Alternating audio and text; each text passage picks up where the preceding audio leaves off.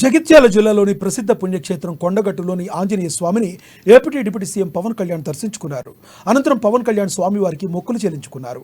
AP ఉప ముఖ్యమంత్రి పవన్ కు పండితులు వేదాశీర్వచనాలు అందించారు.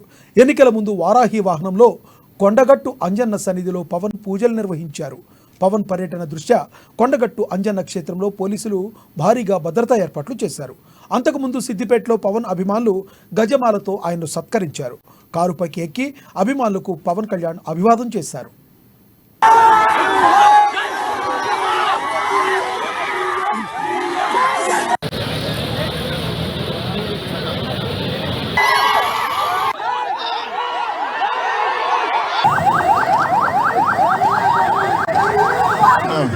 Silent bro, silent, silent.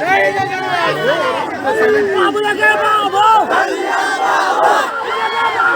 Kalyan babu.